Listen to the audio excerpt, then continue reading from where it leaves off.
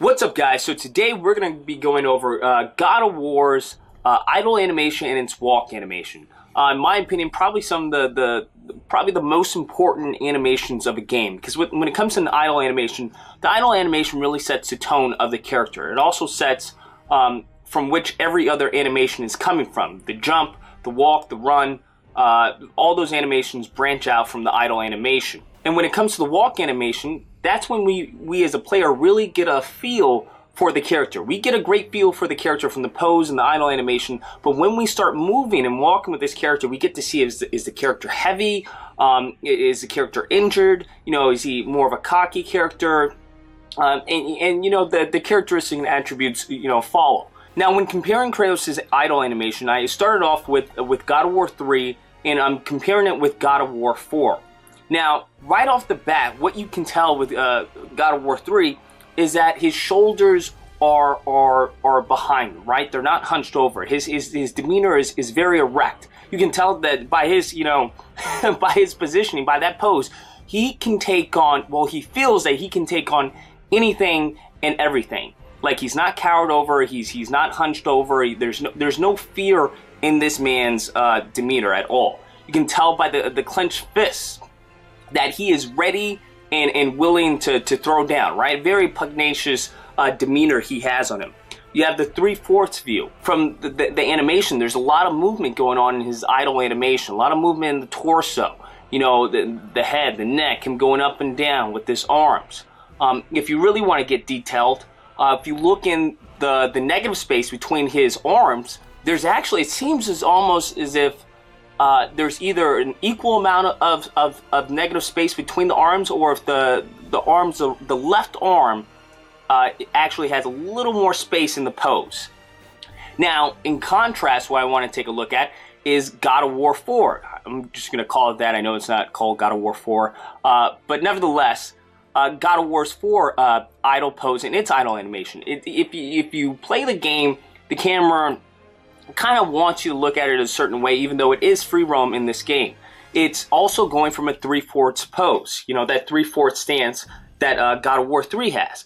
However, if you notice, there's little subtleties in the pose. Once again, the fists are clenched. You know, he's ready for combat, but it's a different demeanor, right? He's not so erect. He's not so standing up. He's a little hunched over, and that because this is a more older, a more mature Kratos. You know, he has a beard. His head in both poses of God of War 3 and God of War 4, his head is down, right? He's looking down, and he's ready. You can tell that he's ready, but he's a little more aged in this. When you look at the idle animation, there's not a lot of movement going on, right? It's very subtle. It's extremely subtle. The animation going on from the chest to the arms. If you look at his shoulders a little rolled over, right? They're not so far back. They're a little hunched over, just ever so slightly. Not really showing you that he's, you know, a grandpa or he's an old man, but he's old, but he can still hold his own. It's not as animated and as loud as God of War 3, where it's, you know, a fairly younger Kratos and he's more, you know, just you know, crude and just, you know, brash and just, you know, insolent and just does not care, right? He wants his vengeance. Where this one is a little more tempered, right? He's a little more reluctant. If you played the game, you know, with the Stranger, the first boss battle, you know, he's taking punches to the face, something that, you know, old Kratos would have probably ripped you in half for. So now I want to get into the walk cycles. So it's kind of hard to see God of War 4's walk cycle, because you can't really, you know, even though it's a free roam camera, when you move, it goes directly behind you. So in God of War 3, it's kind of a gradual walk. So you can start off in this slow walk, and then it gradually progresses to a more a high-paced walk, and then it eventually goes to a run. So how they transition from that was nicely done. When it comes to God of War 4, though, there's only one setting. There's the standard walk, right? You go from a walk, you hit L3, and you go directly into a run.